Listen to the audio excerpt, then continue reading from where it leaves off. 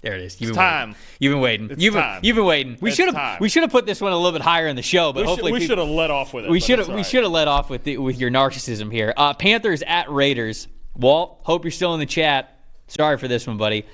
36-22, the Carolina Panthers get off the schneid, get their first win of the season, and boy, did it look pretty for the Andy Dalton-led Carolina Panthers. When we look at the top 5 graded players for Carolina, running back Chuba Hubbard with a 90.6, defensive tackle A'Shawn Robinson an 82.5, cornerback Troy Hill a 79.4, wide receiver Deontay Johnson gets a 77.1, and then Ike Ekwonu rounding out the list at number 5 with a 76.2. Andy Dalton would have been in that top 5 if we weren't separating the quarterbacks. 78.8. Flips out to the other side for the Las Vegas Raiders. Center Dylan Parham, 78.5. Offensive tackle Colton Miller with a 76.4. Isaiah Polamalu, 74.8. Wide receiver Trey Tucker with a 72.5. Wide receiver Jacoby Myers with a 71.6. And then Gardner Minshew, who did not finish this game, had a 66.5. What was the stat that told the story here with this thrilling Panthers victory? This is all about the Panthers creating clean pockets as they've been doing in all 3 of their games, and Andy Dalton taking advantage. Clean pocket, 25 of 32, 314 yards, 2 touchdowns, 80.5 passing grade. That'll do it. And I hate to do it. I'm just going to compare this to Bryce Young because, again, I think the reason they benched him is because this year their problems are more isolated to Bryce Young. In those 2 games with Bryce Young, clean pocket, 28 of 44, 200 yards, 2 interceptions, 49.6 passing grade. The environment was there. Deontay Johnson was great yesterday. Got Xavier Legette involved. Incredible throw on a touchdown to Adam Thielen. It was there. It was there the entire time. This time, last year, again, I could blame the entire team for just being a train wreck. They couldn't protect. They had no. Adam Thielen was their best receiver, and they had nothing else. Couldn't run the ball. Couldn't do anything last year. These first 2 games, their offensive line has shown serious signs of life, and there's a better set of weapons to work with. And Andy Dalton took full advantage when he was clean. The other thing I want to go to real quick, 10-plus yard throws, 6 of 11, 112 yards, 2 touchdowns. Young, it took 2 games for him to hit 6 10-plus yard throws. And Dalton had that yesterday alone. And I'm just going to skip to my most impressive real quick because it all ties together. These 2 guards that they signed in free agency, Robert Hunt and Damian Lewis, just spectacular. Robert Hunt yesterday, 88 pass blocking grade. Damian Lewis, 87.5. 81 combined reps in pass protection. They combined to lose 1 rep all day.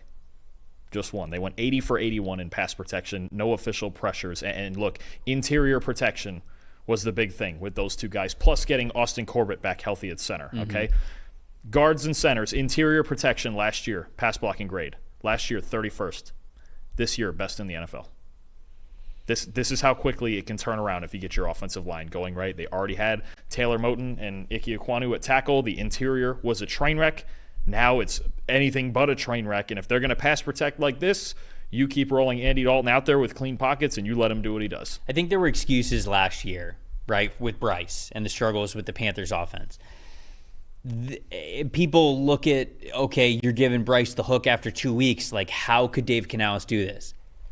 This is why. Now, I'm not going to say that this is exactly how it's going to look for Carolina throughout the rest of the season. We see the backup quarterback bump all the time, right? It's just it's something that happens in the NFL. But the wide receivers played better. The offensive line played as good as they've been playing lately. Chuba Hubbard played well as their running back. And the rest of the offense was at the point where Bryce was not a part of their struggles, actively holding them back.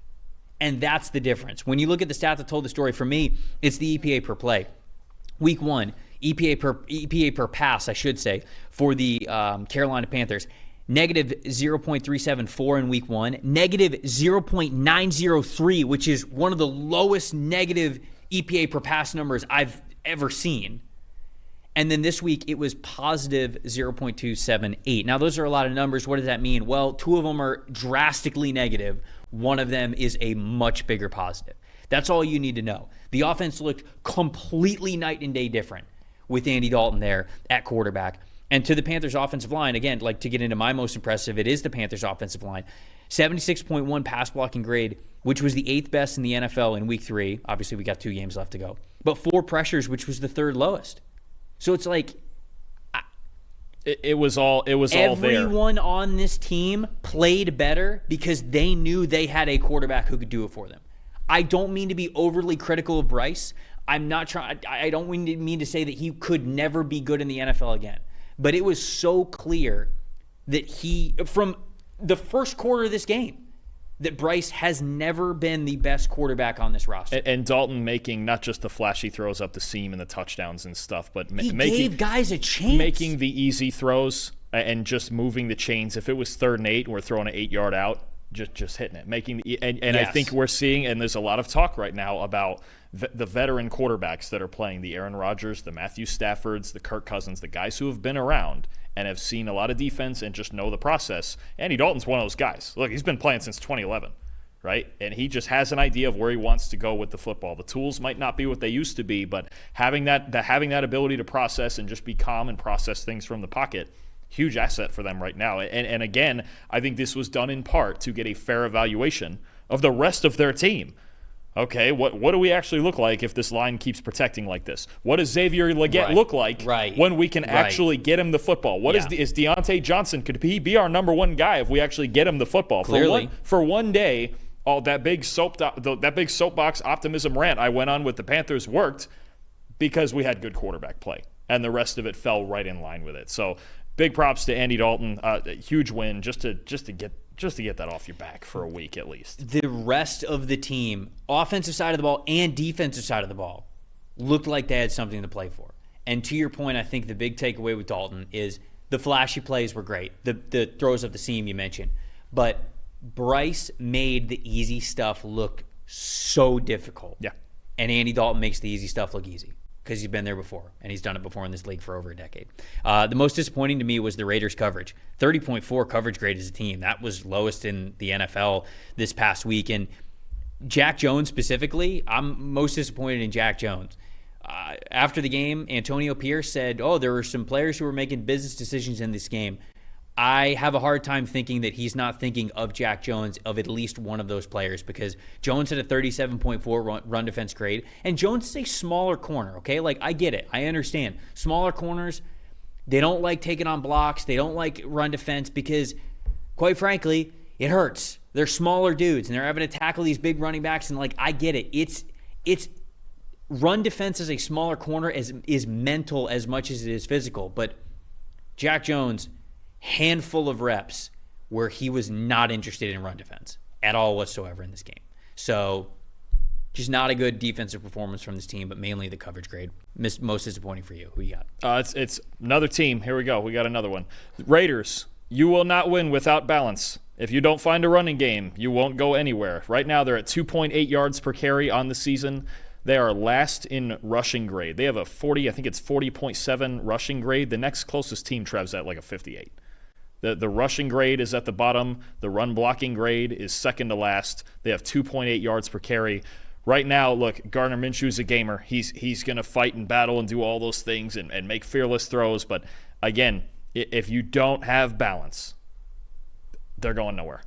And you just saw, like, even Devontae Adams kind of dejected on the sideline sometime during the game yesterday. And just they just, if you're one-dimensional in the NFL, you're not going to succeed, even against a team. We say a team like Carolina, but 3 hours later, Carolina turned into a team that's a game out of first place. So anything can happen in the league. You're playing any team, but if you're one-dimensional and you're asking Gardner Minshew to carry your team, good luck to you.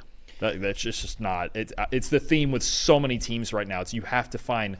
I know it's a quarterback league. I know it's a quarterback sport, but I like Gardner Minshew. He's not good enough. He's not going to throw 400 yards. He's not going to do what he did against the Ravens last week. You can't ask him to do that. You just can't ask him. It's just not. You just can't. I mean, what have we gone over 5 or 6 teams already with this? Mm-hmm. Where the teams, and especially all the too highs. No, it's an epidemic because defenses are giving offenses the opportunity to run the football. Yeah. And they can't do it. And the teams that are the ones, I know the Ravens are 1 and 2, but they're going to get the Saints and you've just got the Bills are running the football. They're running the hell out of the football. They're finding ways to do it. The Jets can run the ball. They've got 2 different guys who can run the ball. You've got teams that are succeeding in the running game that are winning ball games. Yeah. And you can tell they will continue to win ball games because they have options. And right now the Raiders, they only have one option, and that's Gardner Minshew. O-line development And the scouting process is an interesting thing to look at, because with the NFL and defense is saying, okay, you can run the football, and offense is going, we're built to pass. I think defenses know that they're not going to be able to make that switch this year, certainly in the early parts of the season.